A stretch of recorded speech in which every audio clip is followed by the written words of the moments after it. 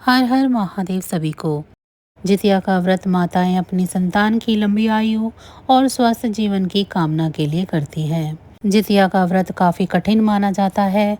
महापर्व छठ की तरह जितिया व्रत का आरंभ भी नहाय खाए के साथ होता है।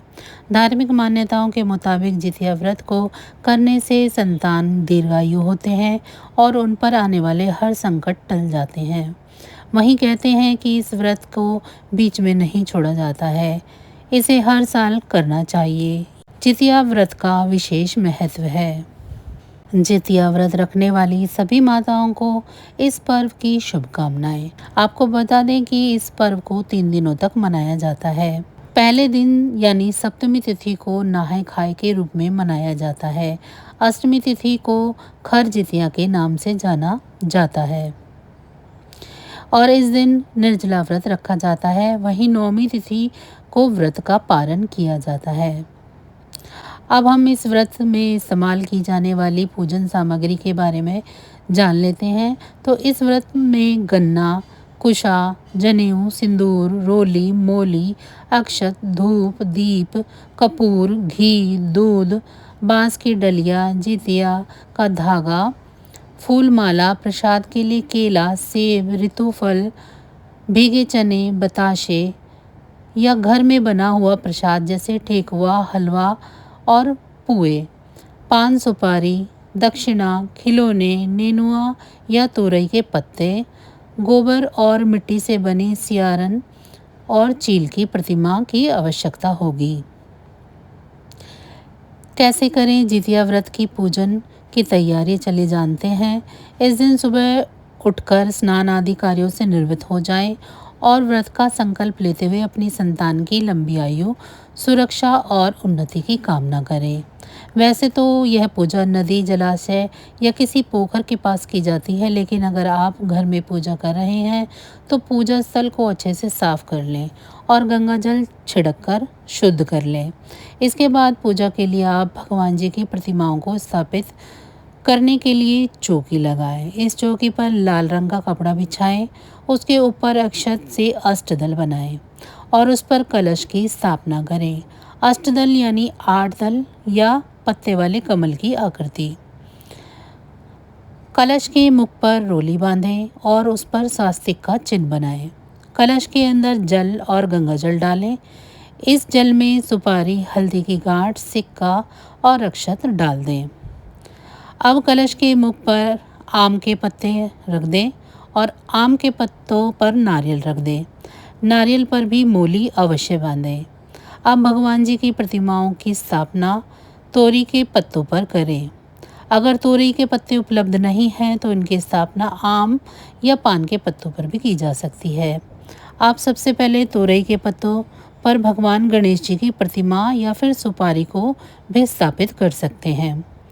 अन्य पत्तों पर आप चील और सियारन की मिट्टी और गोबर से बनी प्रतीकात्मक प्रतिमा को स्थापित करें। भगवान जीमूतवाहन जी की कुशा या फिर मिट्टी से बनी प्रतिमा को भी स्थापित कर लें। अगर आप जीमूतवाहन जी की कुशा से निर्मित प्रतिमा का पूजन करना चाहते हैं तो किसी मिट्टी या पिंड या फिर किसी कलश में कुशा से निर्मित भगवान जीमूतवाहन की प्रतीकात्मक प्रतिमा को स्थापित कर लें। उनकी प्रतिमा को वस्त्र जरूर अर्पित करें। इस प्रकार आपकी पूजा की तैयारी पूर्ण हो जाएगी। इसके बाद आप प्रदोष काल में पूजा प्रारंभ कर सकते हैं। चलिए अब जानते हैं जीवित पुत्रिका व्रत की पूजन विधि के बारे में। सर्वप्रथम गणेश जी को कुशा से जल छिड़क कर स्नान करवाएं। इसके बाद सियारिन, चील और जीमूतवाहन जी की प्रतिमा पर जल छिड़कें। आरती की थाली में धूप और दीप जरूर प्रज्वलित कर लें। अब सभी प्रतिमाओं को अक्षत अर्पित करें। इसके बाद भगवान गणेश जी को और माता के स्वरूप में चील और सियारन को सिंदूर अर्पित करें और भगवान जीमूतवाहन जी को कुमकुम और चंदन अर्पित करें।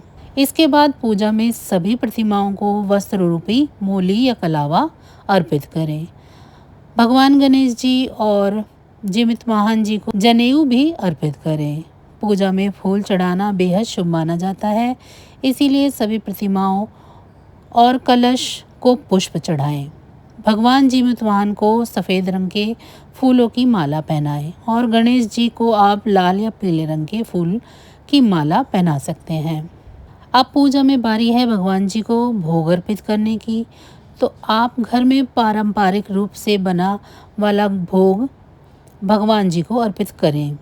साथ ही उन्हें मिठाई और फल भी अवश्य अर्पित करें। पूजा में चील और सियारिन की पूजा माता के स्वरूप में की जा रही है, तो उन्हें श्रृंगार की सामग्री भी चढ़ाएं। और चूंकि यह पूजा संतानों के लिए की जाती है, इसीलिए पूजा में बच्चों के खिलौने भी भगवान जी के समक्ष अर्पित किए जाते हैं। जितिया व्रत में जितिया धागे का विशेष महत्व होता है। इस पूजा में चील और सियारन को जितिया धागा अर्पित करना अनिवार्य होता है। यह धागा लाल रंग का होता है, इसमें गांठें लगी होती हैं। इसके साथ ही लोग अपनी क्षमता के अनुसार चांदी या सोने से बना हुआ जितिया या लॉकेट भी अर्पित करते हैं। इस पूजा में संतानों की संख्या के अनुसार जितिया अर्पित किए जाता है। पूजा के अंतिम चरण में भगवान जी को अपनी श्रद्धा अनुसार दक्षिणा अर्पित करें और फिर जितिया व्रत की कथा पढ़ें।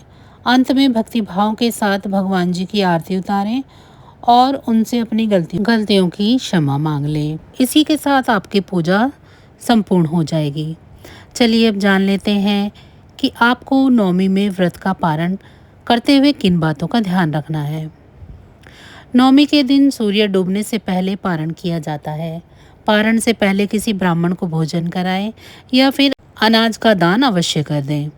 पारण के समय पारंपरिक रूप से बनाए गए भोजन के साथ नोनी का साग खाना काफ़ी महत्वपूर्ण माना जाता है। पारण के दिन जितिया के धागे को भी माताओं द्वारा धारण कर लिया जाता है। चलिए सबसे पहले जान लेते हैं कि इस दिन आपको किन बातों का ध्यान रखना चाहिए। इस दिन सुबह उठकर किसी पवित्र नदी में स्नान के पश्चात पूजा पाठ की जाती है। अगर किसी नदी में स्नान करना संभव ना हो तो घर पर ही पानी में गंगा जल मिलाकर स्नान कर सकते हैं। इसके बाद व्रत का संकल्प लिया जाता है। सप्तमी पर आपको केवल मीठी और सात्विक चीज़ें खानी होती हैं। इस दिन नमक या फिर किसी प्रकार के तामसिक भोजन को ग्रहण नहीं किया जाता है। चलिए अब इस पर्व के दूसरे दिन और सबसे महत्वपूर्ण दिन अष्टमी यानी खर जितिया के बारे में बात करते हैं। इस दिन को 24 घंटे का निर्जला व्रत रखा जाता है। इस दिन प्रदोष काल में माताएं भगवान जीमूतवाहन की पूजा करती हैं। अष्टमी के दिन सूर्योदय के पश्चात निर्जला व्रत प्रारंभ हो जाता है। चलिए अब जीवित पुत्रिका व्रत की कथा के बारे में जान लेते हैं। आज जीवित पुत्रिका व्रत की कथा में हम जानेंगे कि किस प्रकार भगवान जीमूतवाहन के आशीर्वाद से एक चील और सियारन का उद्धार हुआ। चील और सियारन की कथा को इस व्रत में काफ़ी महत्वपूर्ण माना गया है, इसलिए आज हम आपके लिए यह पावन कथा लेकर आए हैं। एक समय की बात है, नर्मदा नदी के पास कंचनबटी नाम का एक नगर था। नदी के पश्चिम दिशा में मरुभूमि थी जिसे बलुआ कहा जाता था। वहाँ पर एक विशाल पेड़ था। उस पेड़ पर एक चील रहती थी। पेड़ के नीचे एक खोखर था, उसमें एक सियारन रहती थी। चील और सियारन में गहरी दोस्ती थी। एक बार इन दोनों ने कुछ स्त्रियों को जितिया व्रत करते हुए देखा, तो उन्हें भी यह व्रत करने की इच्छा हुई और उन्होंने यह व्रत करने का संकल्प लिया। फिर दोनों ने भगवान जीमूतवाहन की पूजा करने के लिए व्रत रखा। व्रत के दिन उस नगर में किसी बड़े व्यापारी की मृत्यु हो गई और उसका दाह संस्कार उसी मरुस्थल पर किया गया जहाँ चील और सियारन रहती थी। रात में वहाँ पर मौसम खराब हो गया और बहुत बड़ा तूफान आ गया। वहीं दूसरी ओर सियारन को भूख लगने लगी और उसे व्यापारी का मृत शरीर पड़ा मिल गया। उससे रहा नहीं गया और उसने व्यापारी का मांस खा लिया। इसके कारण उसका व्रत टूट गया। लेकिन चील ने संयम रखा और नियम पूर्वक व्रत करने के बाद अगले दिन पूरी श्रद्धा के साथ व्रत का पालन किया। मृत्यु के पश्चात अगले जन्म में दोनों ने एक ब्राह्मण के परिवार में 2 बेटियों के रूप में जन्म लिया। चील बड़ी बहन बनी और उसका नाम शीलावती रखा गया। वहीं सियारन छोटी बहन बन के रूप में जन्मी और उसका नाम कपूरावती रखा गया। शीलावती की शादी बुद्धिसेन के साथ हुई और कपूरावती की शादी नगर के राजा मलाय केतु से हुई। इस प्रकार वह नगर की रानी बन गई। भगवान जीमूतवाहन के आशीर्वाद से शीलावती के 7 पुत्र हुए। वहीं कपूरावती के सभी बच्चे जन्म लेते ही मर जाते थे। कुछ वर्षों के पश्चात शीलावती के सभी पुत्र बड़े हो गए और वह सभी राजा के दरबार में काम करने लगे। कपूरावती के मन में यह सब देखकर ईर्ष्या पैदा हुई और अपनी ईर्ष्या के चलते उसने राजा को कहकर शीलावती के 7 पुत्रों के सर कटवा दिए। इसके बाद रानी ने 7 थालियों में कटे हुए सिरों को रखकर और उसे लाल कपड़े से ढककर शीलावती के घर भिजवा दिया। जब भगवान जीमूतवाहन ने शीलावती के 7 पुत्रों के शव देखे तो उन्होंने मिट्टी से सिर बनाए और सभी के धड़ों से सिर को जोड़कर उनमें दोबारा प्राण डाल दिए। इसी के साथ शीलावती के 7 पुत्र पुनः जीवित हो गए और अपने घर लौट आए। यानी कपूरावती द्वारा भेजी गई थालियों में जो सिर थे वह फल बन गए। दूसरी ओर रानी कपूरावती बेसब्री से 7 पुत्रों की मृत्यु के समाचार का इंतजार कर रही थी। जब उसे उनकी मृत्यु की कोई खबर नहीं मिली तो वह खुद अपनी बड़ी बहन के घर चली गई।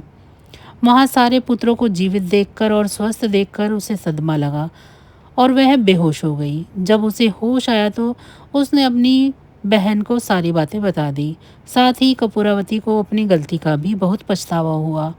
भगवान जीमूतवाहन की कृपा से शीलावती को अपने पूर्व जन्म की सारी बातें याद आ गई और वह अपनी बहन को उस पेड़ के नीचे लेकर गई जहाँ वे दोनों अपने पहले जन्म में रहती थी। वहाँ पहुंचकर रानी कपूरावती को शीलावती ने पूरी बात बताई और यह सब सुनने के बाद उसकी मृत्यु हो गई। जब राजा को अपनी पत्नी की मृत्यु की खबर मिली तो उन्होंने वहां आकर उसी पेड़ के नीचे उसका दाह संस्कार कर दिया और इस प्रकार उसे मोक्ष की प्राप्ति हुई। तो यह थी जीवित पुत्रिका की व्रत कथा। हम आशा करते हैं कि भगवान जीमूतवाहन इसी प्रकार सभी लोगों की संतानों की रक्षा करें। तो बस आज की जानकारी इतनी ही थी। फिर मिलेंगे हम आपको ऐसी ही किसी अन्य जानकारी के साथ अगली वीडियो में। तब तक अगर आप सभी को मेरी ये जानकारी अच्छी लगी है तो वीडियो को लाइक करें। चैनल को अभी तक सब्सक्राइब नहीं किया है तो चैनल को सब्सक्राइब कर लें, बिल्कुल फ्री है। और कमेंट बॉक्स में मुझे ज़रूर बताएं कि आप सभी को मेरी ये जानकारी कैसी लगी। इसी के साथ भगवान भोलेनाथ की कृपा दृष्टि आप सभी पर सदैव बनी रहे। आप सभी का बहुत बहुत धन्यवाद।